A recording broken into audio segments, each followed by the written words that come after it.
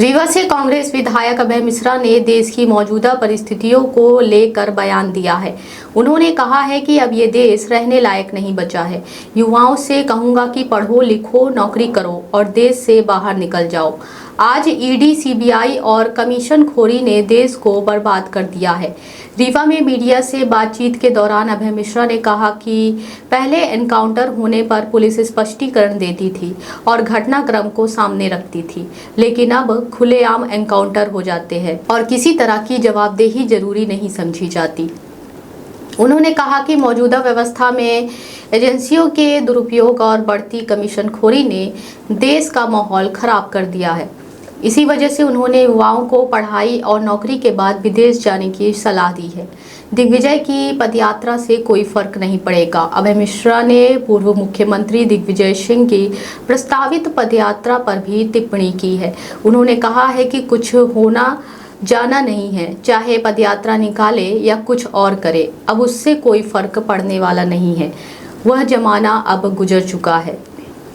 राम मंदिर के कथित चंदा घोटाले के मुद्दे पर होगी यात्रा। दरअसल पूर्व मुख्यमंत्री दिग्विजय सिंह ने अयोध्या तक पदयात्रा निकालने का ऐलान किया है।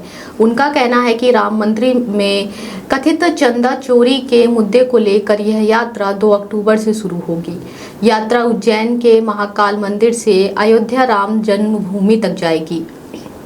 करीब 1000 किलोमीटर लंबी इस पदयात्रा को उन्होंने गैर राजनीतिक बताया है। उनका कहना है कि इसमें किसी दल का झंडा नहीं रहेगा और भगवान राम में आस्था रखने वाला कोई भी व्यक्ति शामिल हो। क्या बताएं, अब हम तो कहेंगे कि दिमाग खराब हो गया है। कुछ नहीं होने वाला, चाहे पैदल मार्च निकालें चाहे कुछ निकालें, जमाना बदल गया है। आप ये समझो कि पहले लोगों के जब एनकाउंटर वगैरह होते थे तो कितना हल्ला मचता था। एनकाउंटर को पुलिस बहुत व्यूह रचना करके दिखाती थी कि गोली चला रहा था, दौड़ते भाग रहा था, तब हमने गोली चलाई। आजकल ये सब बड़ा खुलेआम हो गया है। आप देखो, पहले चुनाव में जो भी इस टाइप का होता था, वोट इसको लोग शर्मा कर करते थे, छिपा करते थे। अटल बिहारी वाजपेयी लोगों ने तो गवर्नमेंट गिरवा ली, लेकिन ये गलत काम नहीं किया। पहले हया एक मर्यादा थी। थोड़ा बहुत फाउल चलता था, टेबल के नीचे से चलता था, ओपन टेबल कभी नहीं चलता था। आज आप देख लो कि किस तरह से स्थिति है। पहले राजनीति एक इज्जत का धंधा होता था। सामाजिक लोग आते थे, अच्छे वकील आते थे, अच्छे पत्रकार आते थे, अच्छे लेखक आते थे, अच्छे टीचर आते थे, जो इज्जत के साथ जीते थे और अच्छा करते थे।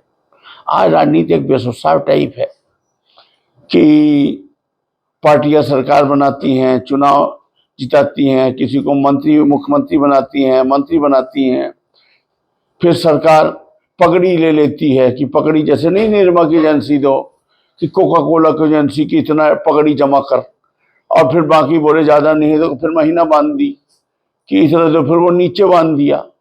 फिर आप खुद सोचो, राजतंत्र लोकतंत्र में क्या अंतर है अगर एक ही सरकार 20-20 साल से, एक ही पार्टी है, एक ही आदमी मुख्यमंत्री है, तो उसी के आदमी पदों में बैठेंगे, उसी के लोग मंत्री पदों में रहेंगे, विभाग तक नहीं बदले जा रहे।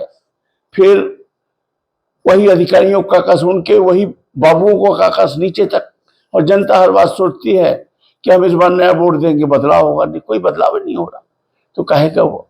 और सबसे बड़ी गलती तो जनता की, जनता शिक्षित है नहीं, सरकारें भी नहीं चाहती कि जनता शिक्षित हो। जिस दिन शिक्षित हो जाएगी तो 1500 रुपये में थोड़ी वोट दे देगी और लाली बहना और इसके नाम पर वो काम पूछेगी, वो बजट समझेगी, वो पूछेगी 4 लाख करोड़ का बजट लिए हो तो इसका कर क्या रहे हो। यहाँ गरीबों के ऊपर स्टाम्प जो 100 रुपए का था, 50 रुपए का, उसको 500 कर दिया है। जो लाइसेंस फीस 500 रुपए थी 5000 कर दिया है। छोटे लोगों का दमन किए जा रहे हैं और 800 करोड़ डाल के बजट में सेटलमेंट के नाम पे आपस में बांटे ले रहे हो। एक तरह से लूटपाट का एक वातावरण टाइप का बन गया है। ये चंदा, ये धर्म, ये भगवान, ये सब मतलब आजकल एक अस्त्र के रूप में लोग बाग प्रयोग कर रहे हैं। लोगों की जो अंधभक्ति है या श्रद्धा है उसको दुरुपयोग कर रहे हैं। कुल मिलाकर वोट की इन सब परिस्थितियों की एक ही वजह है कि अगर परिवर्तन नहीं होगा और काकस बढ़ेगा, एक ही होगा, तो ये सब बड़ा स्वाभाविक है। हाँ, ये चाहे कांग्रेस हो तो करेगी, भाजपा हो तो करेगी, लगातार सत्ता पे रहना ही, जनता का एक ही दल को वोट देना ही बुरी बात है। परिवर्तन करते रहना चाहिए। राम मंदिर में चोरी किसको लेकर? अरे, देश का पैसा देश के अंदर न है। अब मान लीजिए, अब वही जनता पहले जिंदाबाद करती, फिर वही जनता रोती। मैं क्या बोलूं, मुझे तो कुछ समझ में नहीं आ रहा है इसमें क्या बोलना चाहिए, क्या न बोलना चाहिए। आज रिक्शा वाला था, पहले हड़ताल कर लेते थे, आज रिक्शा वाले के लिए आप हड़ताल करिए ना, वो कहेगा कि क्या फालतू टाइम वेस्ट करवा रहा, कुछ लहाए हमको भी दे, इस टाइप बात कर रहे हैं। समय बदल गया है एकदम। भारत की जो संस्कृति है, जो लोग काम कर रहे हैं वो कर नहीं सकते। 200-300 लोग हैं जिनके पास देश का आधा पैसा है, बाकी फिर पेंशन योजना है और जिंदा रहो हमको वोट दो। बीच में जो कोई आदमी काम करना चाहे, हम लोगों जैसा आदमी जो जीरो से होकर के काम करना चाहे, उसके ऊपर ये टैक्स, वो टैक्स, ये जीएसटी, ये इनकम टैक्स, इतने तरह के लाइसेंस प्रणाली, इतनी फाइल रोको, इतनी घूसखोरी। और इसके बाद भी मतलब एक तरह से ऐसा नहीं हो जाता कि करके दिखा तो जाने, मतलब गले में पैर रख के दबा रहे हैं कि हम तेरे को करने नहीं देंगे, इसके बाद भी तू पैर तैर तो जाने। हम लोग तो भला कहिए वो जमाने में पैदा हुए तो यहाँ तक पहुंच भी गए। आज अगर नया अभय मिश्रा पैदा हो हमसे भी बड़ी आग लेकर, तो शायद न कर पाएगा, क्योंकि अब समय और प्रतिकूल हो गया है और देश की स्थिति बड़ी खराब है। कुछ नहीं होने वाला है। मैं तो बच्चों को यही कहूंगा, नए बच्चों को, कि पढ़ो लिखो, तैयार हो और हो सके तो देश से निकलो। जैसे आजकल जो लोग भी सक्षम होते जा रहे हैं वो निकलते जा रहे हैं। अब ये देश रहने योग्य बचा नहीं है। और ये जो दौर आया ना, जब से ईडी आ गई, सीबीआई भी आ गई, तमाम आ गया, किस तरह से हो गया। राजनीति में भी आपने अखबारों में पढ़ा होगा, अभी तक एक नियम पारित है 2 साल किसी को जेल की सजा हो जाए, चुनाव ही नहीं लड़ सकता। अभी आपने अखबारों में पढ़ा होगा कि 30 दिन जो जेल में रह लेगा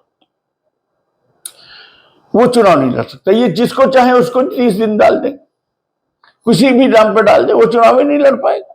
एक तरह से प्रक्रिया की कारण पूर्ति है। एक तरह से समझ लो कि अब वोट ही नहीं पड़ेगा या विपक्ष का कोई आदमी लड़ ही नहीं पाएगा। अभी राज्यसभा से क्या नुकसान हुआ?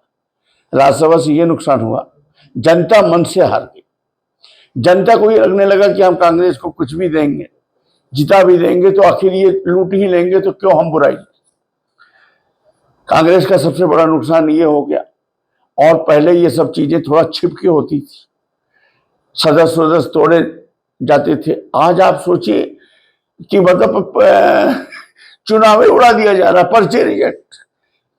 आप ये हाल मचा हुआ है।